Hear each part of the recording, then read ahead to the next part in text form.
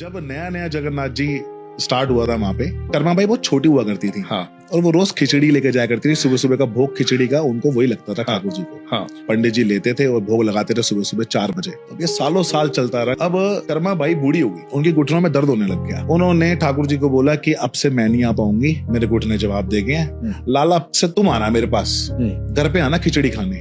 अब ये बोल के वो अपने घर चली गई और अगले दिन सुबह सुबह उठी और अपना खिचड़ी बनाना शुरू किया। ठाकुर आने वाला है। हाँ। अब जब वो खिचड़ी बना रही होती है, बाहर नॉक होता है, आवाज आती है, अम्मा खिचड़ी। देखती है एक छोटा सा बालक आता है अंदर, अम्मा खिचड़ी देती हैं, पानी देती हैं, ठाकुर जी खा के अपना मस्त चले जाते हैं पानी वानी पी के। अब ये सिलसिला शुरू हो गया। अब इतने सालों से एक नियम चल रहा था उनका कि रोज सुबह सुबह मंदिर जाना और पंडित जी को देना, पंडित जी भोग लगाते। तो पंडित जी बोले इतना टाइम हो गया कि कर्मा बाई आ नहीं रही आजकल, खिचड़ी का भोग नहीं लग रहा ठाकुर जी को, तो मैं कल सुबह आ रहा हूँ, अम्मा की रास्ते से आऊंगा और वहां पे उनको पूछूंगा कि क्या हुआ, सब ठीक ठाक तो है। तो अगले दिन सुबह पहुंचते हैं तो देखते हैं कि अम्मा खिचड़ी बनाने लगी हुई है। उनको तो नहीं पता खिचड़ी बना रही है। तो जाके अम्मा को बोलते, अरे अम्मा आजकल मंदिर नहीं दिख रहे, सब तबीयत वगैरह ठीक है? तो अम्मा बोली, अरे पंडित जी अब कहाँ, अब तो ठाकुर मेरे पास आता है ना, लल्ला मेरे पास आता है खिचड़ी खाने, तो खिचड़ी बनाने बस आने वाला होगा।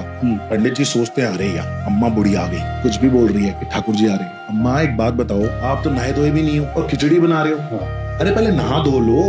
अब अम्मा जी के दिमाग में बात आ गई, हाँ नहाना तो चाहिए, तो ठीक है मैं कल से यही करूंगी। अगले दिन अम्मा उठी, अब अम्मा घुस गई सीधा नहाने, नहा धो के आई, इतने में पूजा करने लगी। पूजा खत्म हुई, इतने में आगे खिचड़ी बनाने लगी। जैसे खिचड़ी के लिए बर्तन रखा, इतने में नॉक हो गया, अम्मा खिचड़ी। अम्मा ने कहा, अरे लाला तू आ गया, अरे आज मैं लेट होगी, तू आ बैठ, मैं तेरे लिए बनाती हूँ, फटाफट बनाती हूँ, खिचड़ी बनाती हूँ। ठाकुर जी बोलते हैं, अम्मा लेट हो रहा हूँ, जल्दी करो फाटक खुलने वाला है। अम्मा ला के खिचड़ी रखती है, गर्मा गर्म धुआं निकलते हुए, और ठाकुर जी फटाफट फटाफट फटाफट खाने लगते, भाग लेते हैं, पानी भी नहीं पीते क्योंकि वहां फाटक खुलने। अब वहां वही पंडित जी ने फाटक खोला। जैसे ही फाटक खोला तो देखा जगन्नाथ जी के यहाँ पे खिचड़ी लगी हुई है। पंडित जी वहां गए, उन्होंने ऐसे करके अपने हाथ से पोंछा और उनका हाथ जल गया। उन्होंने कहा ये क्या हो गया, इतनी गरम गरम खिचड़ी सुबह सुबह कहां से आई? उसके बाद पंडित जी को लगी बहुत तेज नींद। अब पंडित जी सोए, ठाकुर जी सपने में आए, बोलते कि तू मेरी अम्मा को ऐसा बोल के आया कि तू नहा ले, पहले तू पूजा कर ले, फिर भोग लगा ले और उसके बाद तू मुझे खिला।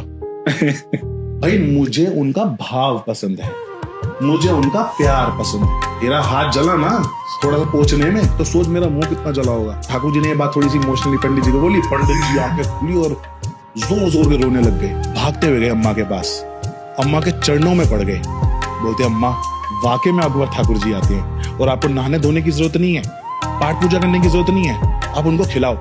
इसलिए जगन्नाथ जी में आज भी पहला भोग जो है वो खिचड़ी का ही लगता है। क्या बात है, बहुत सुंदर।